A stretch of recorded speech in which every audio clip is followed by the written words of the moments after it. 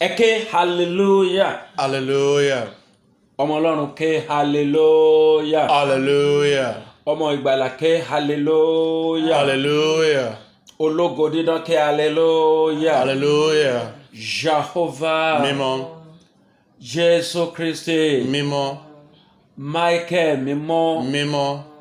Bàbá wa àti Ọlọ́run wa. Kábíyèsí bàbá. Ọlọ́run ìní, Ọlọ́run àná, Ọlọ́run ọlá. Kábíyèsí. Ológo àná, ológo òní, ológo ọlá. Kábíyèsí Ọlọ́run. Bàbá ẹ gbọ́ ọpẹ́ wa. Àmín Jésù. Ẹ gbà yín wa. Àmín Jésù. Adúpẹ́ ìṣẹ́gun yín. Ṣé Ọlọ́run. Adúpẹ́ pé a sùn lánàá ají lówùúrọ̀ yìí. Dúpẹ́. Adúpẹ́ pé àtòjú oorun lọ sínú ikú. Dúpẹ́. Adúpẹ́ pé àtòjú oorun lọ sí tí ń ṣe inú ilé ìwòsàn. Dúpẹ́. Ògo ni fún orúkọ yín. Hallelujah. Olúwa ẹ gbọ́ ọpẹ́ wa. Àmín Jésù. Olúwa ẹ gbà yín wa. Àmín Jésù. Bàbá a ti tún dé lónìí, ẹ̀mí mímọ́ bá wa ṣiṣẹ́ pọ̀. Àmín Jésù. Má ṣe fi wá sílẹ̀. Àmín Jésù Kristi. Jésù Olúwa wa. Àmín. Àmín. Àmín ní orúkọ Jésù Kristi. Ọmọ Ọlọ́run, Children of God, mo kí ọ káàbọ̀ sí ti ṣe ìpele lónìí. I welcome you to this segment today, Ìpele ìrì òwúrọ̀. the morning dew. Ìpele ìrì The òwúrọ̀. morning dew.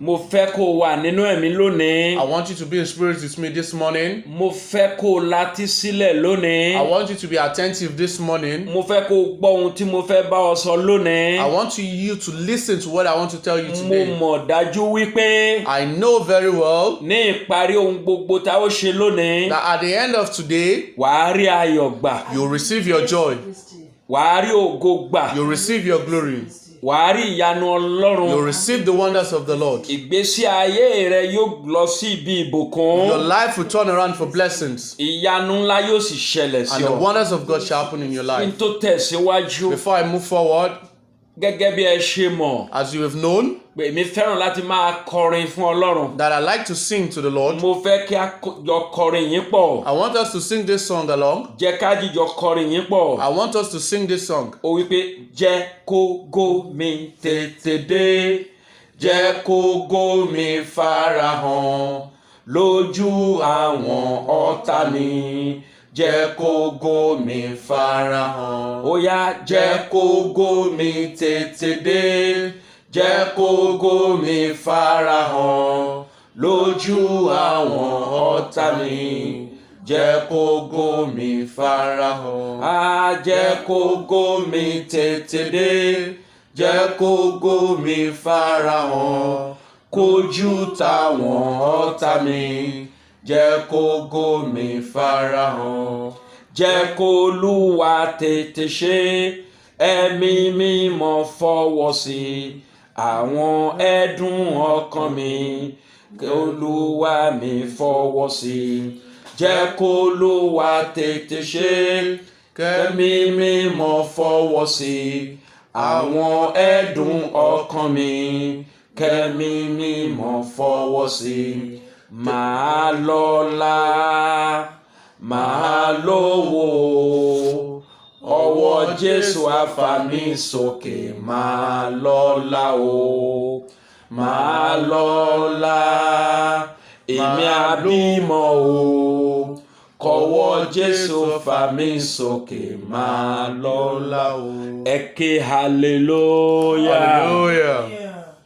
Nínú ìrì òwúrọ̀ àárọ̀ In yìí, today's segment of Morning Dew, mo pe àkọlé yìí I tag it as ní ṣíṣí àti títì. open and close. Mo pè é ní ṣíṣí àti títì. Open and close. Mo sì fẹ́ mú yìí tí ń ṣe ọ̀rọ̀ Ọlọ́run And I'm going to take my Bible lesson nínú ìwé Àìsáyà from the book of Isaiah, orí kejìlélógún chapter 22, ẹsẹ̀ ìkejìlélógún. verse 22. Ìwé Àìsáyà Book of Isaiah, orí kejìlélógún chapter 22, ẹsẹ̀ ìkejìlélógún verse 22 tí ó kà báyìí. says, Ìṣìká ilé Dáfídì li èmi ó fi lé èjìká rẹ̀, yóò sì ṣí, kò sí ẹni tí ó tì í, òun yóò sì tì, kò sì sí ẹni tí ó ṣí.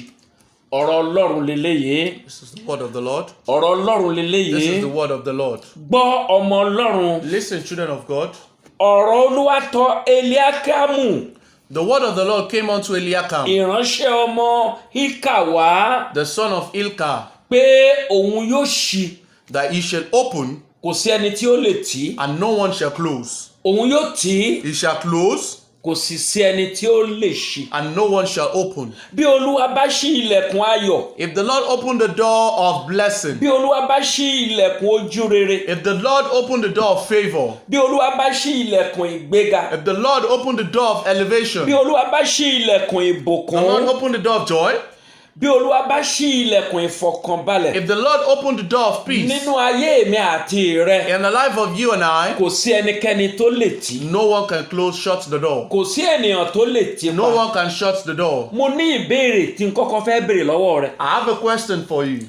Àwọn ìbéèrè náà sì lọ báyìí. And the questions go thus. Kí ni Olúwa tì nínú ayé rẹ? What has the Lord shut the door against in Kí ni your life? Olúwa tì nínú ayé rẹ? What door has the Lord shut against you in your Ǹjẹ́ life? wọ́n ń béèrè àwọn ohunkóhun lọ́wọ́ Olúwa fún ọjọ́ pípẹ́? Have you been asking for something from the Lord for a long Ṣùgbọ́n time, tó ò tí ì rí gbà. which you haven't received? Kí ni Olúwa tì nínú ayé rẹ? What has the Lord shut the door against in your life? Ilẹ̀kùn wo lolúwa tì nínú ayé rẹ? What door has the Lord shut against you? Kí ló dé tí Olúwa fi tilẹ̀kùn mọ́ ayọ̀ rẹ? Why has the Lord shut the door against your Kí joy? ló dé tí Olúwa fi tilẹ̀kùn mọ́ oríire rẹ? Why has the Lord shut the door against your Kí ló dé success? tí Olúwa fi tilẹ̀kùn mọ́ ìbùkún rẹ? Why has the Lord shut the door against your Kí ló blessings? dé tí Olúwa fi tilẹ̀kùn mọ́ ìgbéga rẹ? Why has the Lord shut the door against your Kí ló dé elevation? tí Olúwa fi tilẹ̀kùn mọ́ àti bímọ rẹ? Why has the Lord shut the door against Kí ló your dé tí womb? Olúwa fi tilẹ̀kùn mọ́ ìlọsíwájú rẹ? Why has the Lord shut the door against your Èéṣe promotion? tí Olúwa tilẹ̀kùn mọ́ àánú nínú ayé rẹ? Why has the Lord shut the door against mercy in your Níbo ni life? ayọ̀ nínú ayé rẹ wà? Where is the joy of your life? Kí ló dé tí Olúwa fi tilẹ̀kùn mọ́? Why has the Lord shut the door against it? Lórúkọ Jésù Kristi, In the name of Jesus, Ọlọ́run kó ṣílẹ̀kùn ayọ̀ the rẹ. Lord shall open your door of joy. Ẹ̀ṣẹ̀ máa ń tilẹ̀kùn mọ́ ògo ẹni. Sin can shut the door against your glory. Ẹ̀ṣẹ̀ máa ń tilẹ̀kùn mọ́ ìbùkún ẹni. Sin can shut the door against your glory. Ẹ̀ṣẹ̀ máa ń tilẹ̀kùn mọ́ oríire ẹni. Sin can shut the door against your success. Orúkọ Jésù, Olúwa kó dáríjì ọ́. The Lord should forgive you in Jesus' name. Mo ní Olúwa kó dáríjì The ọ́. Lord should forgive you. Ọmọ Ọlọ́run, a ṣe ilẹ̀kùn mọ́ àdúrà Dáfídì The door was shut against David's prayer nígbà tó dẹ́ṣẹ̀. when he committed a sin. Ẹ̀ṣẹ̀ wo ni Dáfídì dá? What sin did David commit Gẹ́gẹ́ bí ọba, as a king? Dáfídì jí ní òwúrọ̀ kùtùkùtù. David woke up early in the morning Ó sì wà lórí ìtíṣe nínú ìtíṣe òkè ilé rẹ̀. and he was at a veranda. Ó rí Báṣẹ́bà tó ń wẹ̀. They saw Bathsheba bathing. Ta ni Báṣẹ́bà? Who is Bathsheba? Báṣẹ́bà ni ìyàwó Uriah, Bathsheba was the wife of Uriah, jagunjagun Joabu. a warrior of Joab, Èyí tó wà ní Ammoni àti Rábà tí wọ́n ń jagun fún ọba Dáfídì lọ́wọ́. who were at Ammoni and Rabbah Bí o bá fighting lọ- for David, the Bẹ́ẹ̀ bí king. o bá lọ sínú ìtíṣe ìwé Sámúẹ́lì kejì, If you go into the book of 2 Samuel, orí kọkànlá chapter 11, láti ẹsẹ̀ ìkejì lọ sísàlẹ̀, from verse 2 downwards, ó rí nǹkan tí mo ń sọ you would níbẹ̀. understand what I'm talking about here. Olúwa rán wòlíì Nátánì God sent the prophet Nathan lọ sí ọ̀dọ̀ Dáfídì. to David, Ìyẹn náà wà nínú 2 Samuel, which was in 2 Samuel, Sámúẹ́lì kejì, 2 Samuel, orí kejìlá, chapter 12, láti ẹsẹ̀ ìkẹrìndínlógún from verse 16 lọ sí ìtíṣe ẹsẹ̀ ìkẹtàlélógún, to verse 23, pé láti sọ fún Dáfídì, to tell David, èéṣe tó fi ṣe báyìí? why have you done this?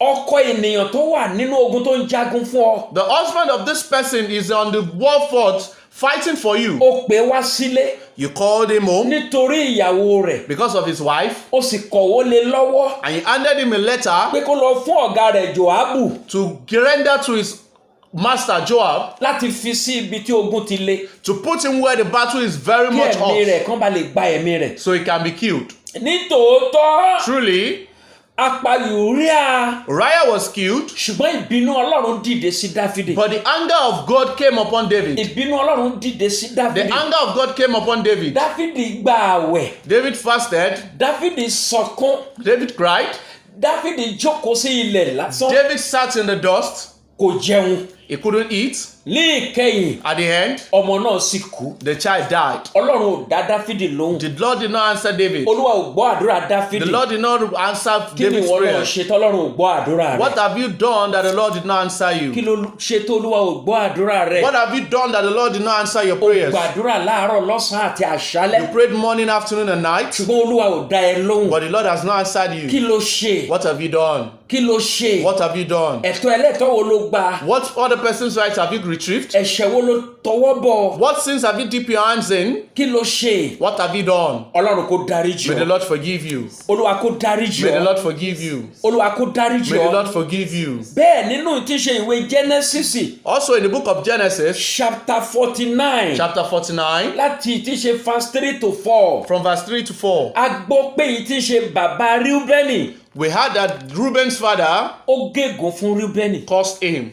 nítorí pé kí ló ṣe? Because what did he do? Ó gun àkéte bàbá rẹ̀. He slept with his father's wife. Ó gun àkéte bàbá He rẹ̀. slept with his father's wife. Bàbá rẹ̀ sì gégùn fún And his Rúbẹ́nì. father cursed him.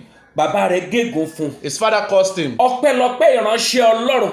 Hopefully, just thankfully for the prophet of God, Ọpẹ́lọpẹ́ Mósè thankfully for Moses, tí ó yí ègún náà padà. who revoked the curse, O lè rí yẹn nínú tí ṣe ìwé Deuteronomy which can be found in the book of Deuteronomy, chapter 33 chapter 33, verse 6. from verse 6. Mósè yí ègún Rúbẹ́nì padà.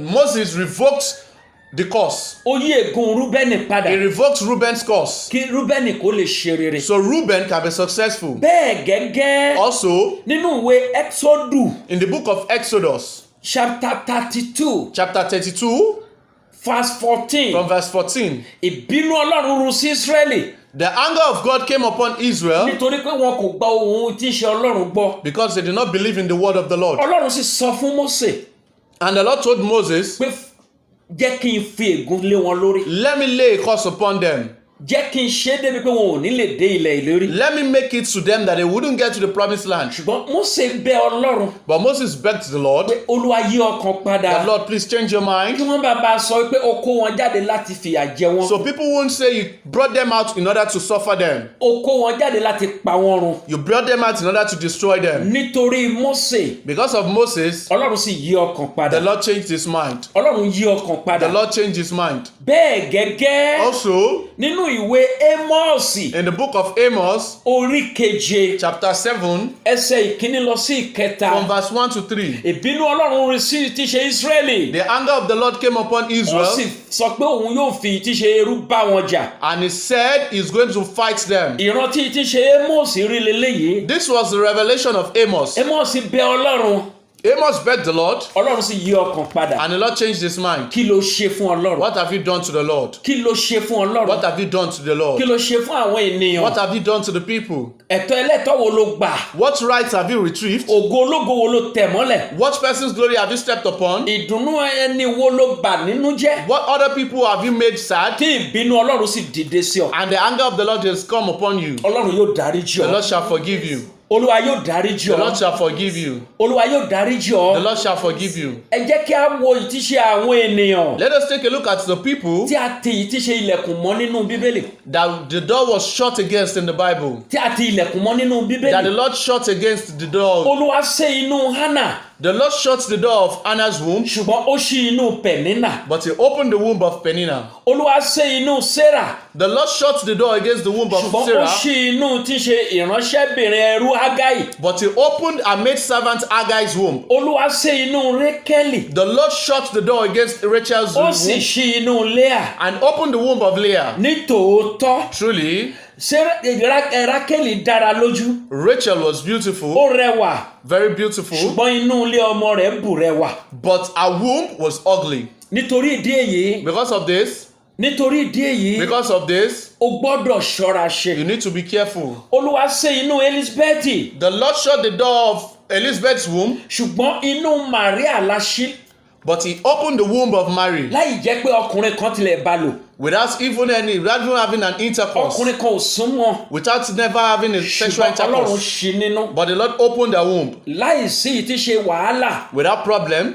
bí ọlọ́run bá ṣí ilẹ̀kùn ayọ̀ rẹ If the Lord opened your door of joy, kò sí ẹ̀dá kan tó lè ṣe there's no one who can shut it. kò sí ènìyàn tó lè tì í There's no one who can close it. nítòótọ́ a ṣí inú Hánà Truly, Anna's womb was opened nígbà tó lọ sí Ṣílò when she went to Shiloh. nígbà tó lọ sí Ṣílò When she went to Shiloh. ayé lè ní ìfẹ́ rẹ The world can love you, ṣùgbọ́n kí Olúwa kó ṣí ilẹ̀kùn ògo rẹ and the Lord shut the door against your glory. ayé lè máa pọ́n ẹ lé The world might be elevating you, ayé lè máa pọ́n ẹ lé the world might be honoring you, ṣùgbọ́n kí Ọlọ́run kó ṣí ilẹ̀kùn ayọ̀ rẹ and the Lord shut the door against your Olúwa joy. ò ní ṣí ilẹ̀kùn ayọ̀ The rẹ Lord will not shut the door against your joy. Olúwa ò ní ṣí ilẹ̀kùn The ògo Lord rẹ will not shut the door against your glory. Ẹlikánà fẹ́ràn Hánà Elkanah loved Anna, ṣùgbọ́n Olúwa kò tètè sáré dá lóhùn but the Lord did not answer her rapidly. Olúwa ò tètè sáré dá The lóhùn Lord did not answer her rapidly. Jákọ́bù fẹ́ràn tí ṣe Rákélì Jacob loved Rachel, ṣùgbọ́n Olúwa ò tètè sáré dá lóhùn but the Lord did not answer her rapidly. ìyẹn fi hàn dájú wípé Which shows that bí Ọlọ́run bá fẹ́ràn rẹ if the Lord loves you, ló mú orí bọ́ nínú ewu that's when you're free from danger. bí ènìyàn bá fẹ́ràn rẹ If the world loves you ṣùgbọ́n tí Ọlọ́run kórìíra rẹ and the Lord hates you, o ní láti padà sọ́dọ̀ you Ọlọ́run need to go back to the o Lord. ní láti lọ gbàdúrà sí You need to Ọlọ́run pray to the o Lord. ní láti wá ojú rere You need to Ọlọ́run find the favor of the o ní Lord. láti wá àánú You Ọlọ́run need to find the mercy of o the ní Lord. láti wá ayọ̀ You Ọlọ́run need to find the joy of the Lord. wàá rí ayọ̀ You shall Ọlọ́run find the joy of the Lord. wàá rí ojú rere You'll Ọlọ́run find the favor of the Lord. wàá rí ìgbéga You'll Ọlọ́run find the mercy of the Lord. ìyanu Ọlọ́run yóò And ṣẹlẹ̀ the wonders of God shall happen. ìmọ́lẹ̀ Ọlọ́run yóò fara And the hàn light of God shall aya manifest. Manoa nínú Bíbélì The wife of Manoah in the Bible, a ṣe inú rẹ̀ her womb was shut. òun ló padà bí tí ṣe Samson ní She ìkẹyìn later gave birth to Samson at the end. ṣùgbọ́n akọ́kọ́ ṣe inú rẹ̀ But her womb was shut at first. akọ́kọ́ ṣe inú rẹ̀ Her womb was shut at first. akitiyan wo ló ń ṣe What are you striving for? kí Olúwa kó lè ṣí ilẹ̀kùn ayọ̀ So rẹ̀ the Lord shall open your kí joy. Olúwa kó lè ṣí ilẹ̀kùn So the ayọ̀ Lord rẹ̀ shall open the door of your joy. Hánà lọ sí Ṣílò Anna went to Shiloh. ó gbé ìgbésẹ̀ ìgbàgbọ́ She took a step of faith. ó ṣe ìlérí fún Olúwa She made a covenant with God. ó ṣe ìlérí fún Olúwa She made a covenant with God. ó kọ̀ láti jẹ́ kí ọ̀rọ̀ àlùfáà kó mú un bínú She did not allow the words of the priest to get her angry. kò lọ sunkún lọ bá Élì tí í ṣe àlùfáà She didn't cry unto Eli, the priest, ṣùgbọ́n ó tọ̀ Ọlọ́run Élì lọ but she went directly to the Lord of Eli. ó tọ̀ Ọlọ́run Élì lọ She went directly to the Lord of Eli. ọmọ Ọlọ́run Children of God, ọmọ Ọlọ́run children of God. ayẹyẹ tí wọ́n ṣe ní Ṣílò The celebration in Shiloh, kò jẹ́ kí Hánà fi ọtí kan ẹnu she wasn't even Anna's concern. ó wà nínú ààwẹ̀ She was fasting nígbà tí ó lọ sí Ṣílò when she went to Shiloh. nítòótọ́ lẹ́yìn Ṣílò Truly, after Shiloh, ó padà mú ààwẹ̀ rẹ̀ wá sílẹ̀ her fast, she had later broke a fast. Nebukadnésárì gbéraga Nebuchadnezzar was so proud ó rò pé òun nìkan ni Ọlọ́run lè ṣílẹ̀kùn ayọ̀ fún and thought he was the only one God could open the door gbéraga of sí joy. Ọlọ́run He was so proud to the Lord, Ọlọ́run sì tilẹ̀kùn ògo rẹ̀ and the Lord shut the door against his amú glory. Nebukadnésárì padà di tí lọ sínú igbó We took Nebuchadnezzar back to the wilderness àfìgbà tí ìtí ṣe iyè rẹ̀ ṣí until when his mind was open, ni Ọlọ́run tó dá padà that was when the Lord took him back. gbọ́ ìwọ bàbá tí mo ń bá sọ̀rọ̀ yìí Listen, you this father that I'm talking gbọ́ to. ìwọ ìyá tí mo ń bá sọ̀rọ̀ yìí Listen, you mother that I'm talking to. gbọ́ ìwọ brọ̀dá àti sìstá tí mo ń bá sọ̀rọ̀ You yìí brother and sister I'm talking to, listen. bí o bá gbàdúrà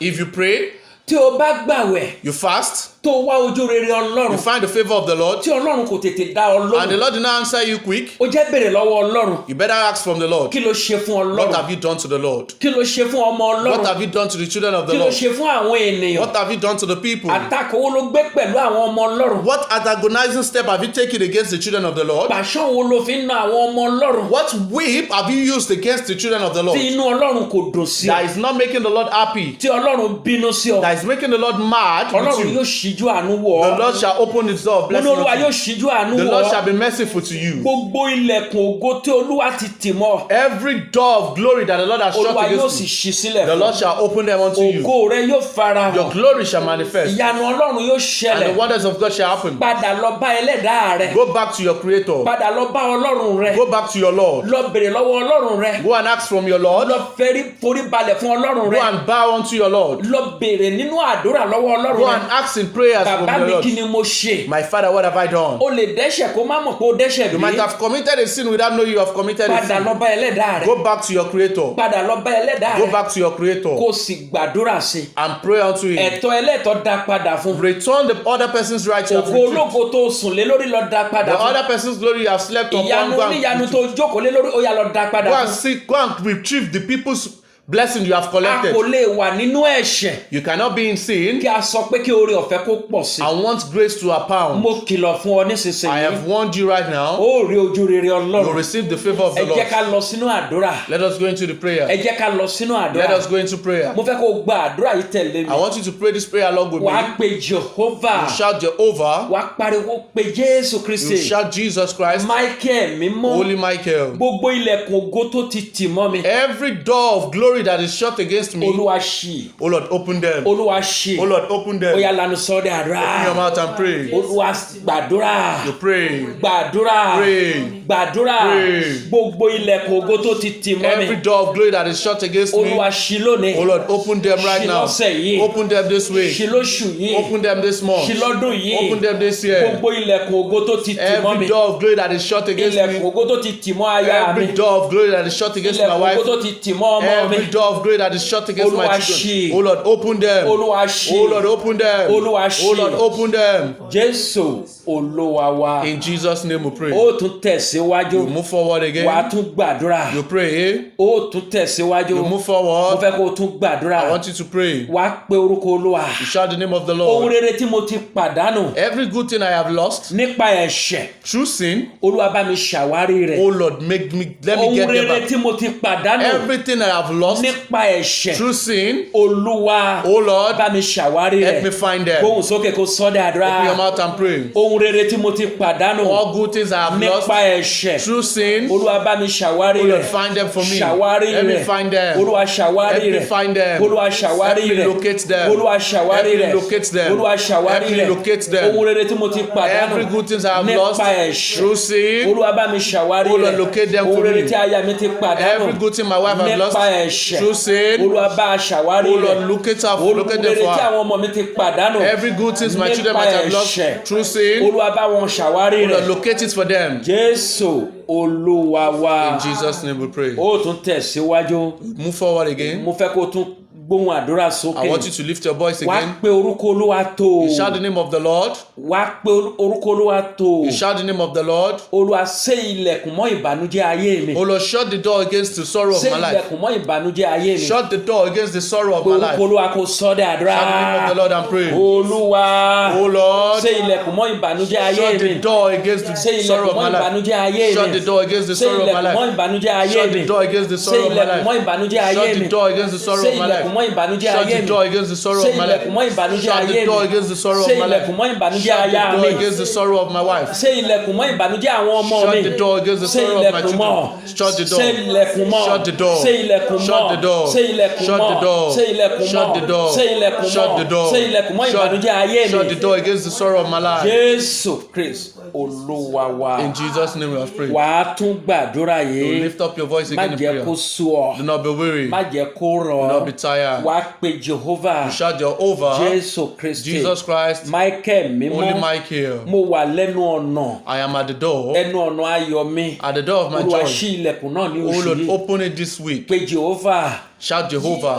pe Jehovah. Shout Jehovah. pe Jehovah. Shout Jehovah. kò sọ de àdúrà. I pray. Jehovah. Jehovah. Jésù Kristi. Jesus Christ. Michael mímọ́. Holy Michael. mo wà lẹ́nu ọ̀nà I'm ayọ̀ at mi. the door of my ṣí joy. ilẹ̀kùn náà ní Oh oṣù Lord, yìí. open it for ṣí me. ilẹ̀kùn náà ní oṣù Open yìí. this door. ṣí ilẹ̀kùn náà ní oṣù yìí. Open the door this ṣí ilẹ̀kùn náà ní oṣù yìí. Open it this mo month. wà lẹ́nu ọ̀nà I ayọ̀ am mi. at the door of my mo wà joy. lẹ́nu ọ̀nà ògo mi. I am at the door of my mo glory. wà lẹ́nu ọ̀nà ìbùkún I'm mi. at the door of my Olúwa blessing. ṣí ilẹ̀kùn náà ní Oh oṣù Lord, yìí. open it this ṣí month. nínú ọ̀sẹ̀ yìí. Open it in this week. ṣí nínú ọdún yìí. Open it this year. ṣí nínú ọdún yìí. Open it this year. Olúwa ṣí nínú Oh ọdún Lord, yìí. open it this year. Jésù olúwa wa. In Jesus' name we have prayed. ọmọ Ọlọ́run má jẹ́ kó sú ẹsẹ̀. Children of God, do not be mo fẹ́ weary. kó o tún gba àdúrà. I want you to pray mo fẹ́ again. kó o tún gba àdúrà. I want you to pray. wá pariwo. You shout ẹ̀mí mímọ́ o Holy Spirit, gbogbo ilẹ̀kùn ìyanu mi every door of wonders tí ayé ti fi ìbínú tì pa that the world have because of anger shut asọ̀rọ̀ against me. mátàsé The Lord who does not Jẹ́ go kó back on his ṣí. promise, let them open. jẹ́ kó ṣí Let them open. ó yá pé ẹ̀mí mímọ́ kó sọ dé àdúrà Shout Holy Spirit and ẹ̀mí pray. mímọ́ o Holy Spirit, gbogbo ilẹ̀kùn ìyanu mi every door of tí ayé wonders ti fi ìbínú tì pa that the world has closed asọ̀rọ̀ with mátàsé anger. The Lord who jẹ́ doesn't kó go back ṣí on his promise, let jẹ́ them kó open. ṣí Let them open. jẹ́ kó ṣí Let them open. jẹ́ kó ṣí Let them open. jẹ́ kó ṣí Let them open. gbogbo ilẹ̀kùn ìyanu mi Every tí door ayé that ti the fi Lord ìbínú tì pa that the world has jẹ́ locked kó with ṣí anger, let them open. asọ̀rọ̀ mátàsé jẹ́ kó The ṣí Lord who doesn't go back on his promise, let them open. Jésù Olúwa wa In Jesus' name ó we tún pray. gba eléyìí You pray this one mo fẹ́ again. kó tún gba eléyìí I want you to pray this one. èyíkéyìí àánú tó sọnù nínú ayé mi Every mercy that is lost in my life, ẹ̀mí mímọ́ o Holy Spirit, wárí fún mi lọ́sẹ̀ yìí find them for me this week. èyíkéyìí àánú tó ti sọnù nínú ayé mi Every mercy that is lost in my ẹ̀mí life, mímọ́ o Holy Spirit, wárí fún mi lọ́sẹ̀ yìí locate them for me gbóhùn this sókè kó sọ dé àdúrà Open your mouth and pray. èyíkéyìí àánú tó ti sọnù every nínú kind ayé of mi mercy that is lost in my ẹ̀mí life, mímọ́ o Holy Spirit, wárí fún mi lọ́sẹ̀ locate them for me yìí this wárí week. fún mi lọ́sẹ̀ Locate them for me yìí this wárí week. fún mi lọ́sẹ̀ Locate them for me yìí this week. wárí fún mi lọ́sẹ̀ Locate them for me yìí this week. èyíkéyìí àánú tó ti sọnù every nínú kind ayé of mi mercy that is lost in my ẹ̀mí life, mímọ́ o Holy Spirit, wárí fún mi lọ́sẹ̀ locate yìí them for me this week. wárí fún mi lọ́sẹ̀ Locate them for me yìí this wárí week. fún mi lọ́sẹ̀ Locate them for me yìí this wárí week. fún mi lọ́sẹ̀ Locate them for me yìí this week. Jésù Olúwa wa In Jesus' name we pray. Jésù Olúwa wa In Jesus' name we wàá pray. tún gba àdúrà You also eléyìí pray this one. òun ni àgbà parí àdúrà náà It's the last prayer. òun ni àgbà parí àdúrà It's the last prayer. wàá gbóhùn àdúrà sókè You open your mouth. pé agbára tó mú inú Hánà dùn The power that made Anna happy, agbára tó mú inú Sárà dùn that made Sarah happy, agbára tó mú inú Elizabeth dùn that made Elizabeth happy, agbára tó mú inú Rákélì dùn that made Rachel happy, agbára tó mú inú Rebecca that dùn made Rebecca mú happy, inú mi dùn nínú ọdún make yìí me happy this ó year. yá gbóhùn àdúrà sókè Open your mouth and pray. agbára tó mú inú Hánà The dùn power that made Anna happy, agbára tó mú inú Sárà that dùn made Sarah happy, agbára tó mú inú Elizabeth that dùn made Elizabeth happy, agbára tó mú inú Rákélì that dùn made Rachel happy, agbára tó mú inú Rebecca dùn that made Rebecca mú happy, inú mi dùn let lọ́dún make me yìí happy mú this inú mi week. dùn Make me mú happy. inú mi dùn Make me happy. mú inú mi dùn Make me happy. mú inú mi dùn Make me happy. mú inú mi dùn Make me happy. mú inú mi dùn Make me happy. Jésù Olúwa wa In Jesus' name. mo gbàdúrà fún ọmọ Ọlọ́run I pray for you, children of God. gbogbo ìjọba òkùnkùn Every satanic government tó nà ọ́ ní pàṣán ìyà that is beating you with a cane of Olúwa yóò suffering, dojú tì wọ́n the Lord shall ọkàn rẹ yóò balẹ̀ lọ́dún you yìí shall má gbàgbé do not forget. nínú yìí tí ń ṣe ìrì òwúrọ̀ àárọ̀ yìí In today's segment of morning, Olúwa ní kí n sọ fún ẹ pé ògo rẹ ti dé the Lord asked me to tell you that your glory ọba has tó ń come. ṣí tó ń tì ní The Ọlọ́run Lord that open and close is the ọba Lord. tó ń tì tó ń ṣí ní The Lord Ọlọ́run that close and open is the gbọ́ Lord. àdúrà yọ ọmọ Ọlọ́run Listen to this prayer, children of Olúwa yóò God. ṣí ilẹ̀kùn ayọ̀ The rẹ Lord shall open the door yóò of ṣí your ilẹ̀kùn joy. Shall ìbùkún open the rẹ door of your yóò ṣí blessings. ilẹ̀kùn oríire Shall rẹ open the door of your yóò ṣí success. ilẹ̀kùn ìgbéga Shall rẹ open the door of your ó yá elevation. wọnú ilẹ̀kùn ògo rẹ lọ Enter into your door ó of yá Olúwa glory. ti ṣí wọnú ògo rẹ lọ It is open, enter into wọnú ayọ̀ rẹ lọ it. Enter into your lọ joy. sínú ìgbéga rẹ Go into your ó ní elevation. ìfọ̀kànbalẹ̀ You shall be comfortable. ojú kò ní pọ́n You ẹ shall not be mọ́ put to shame. òṣì kò ní ta ọ́ mọ́ You shall not be afflicted. Olúwa yóò ṣe ilẹ̀kùn mọ́ ìnira The Lord shall yóò ṣe shut the door ilẹ̀kùn mọ́ against- ẹkún The Lord yóò shall ṣe shut the door ilẹ̀kùn against- mọ́ ọ̀fọ̀ The Lord shall shut the door yóò against ṣe ilẹ̀kùn sorrow. mọ́ ìnira Shall shut the door orí against bẹ́ẹ̀ fún ọ problems. So shall it be. bẹ́ẹ̀ ló sì rí And so it shall be. Jésù Kristi Olúwa wa In Jesus' name we have mo prayed. fẹ́ kó o subscribe sórí tí ṣe YouTube yìí I want you to subscribe to this yóò YouTube sì channel. dára fún ọ tó o bá And ṣe it shall be bẹ́ẹ̀ well with you if you ògo do Ọlọ́run so. yóò fara hàn And the glory of the ní Lord ọ̀la shall mo manifest. ń retí rẹ lẹ́ẹ̀kan sí Tomorrow I'm waiting agbára upon you Ọlọ́run yóò sì tomorrow. bú jáde nínú ayé rẹ And the power of God Bẹ́ẹ̀ shall ló sì manifest ti in rí. your life. So shall it be. Jésù Olúwa wa In Jesus' name we kí pray. hallelujah méje sí Olúwa hallelujah hallelujah hallelujah hallelujah Hallelujah. Hallelujah. Hallelujah. hallelujah God will bless you.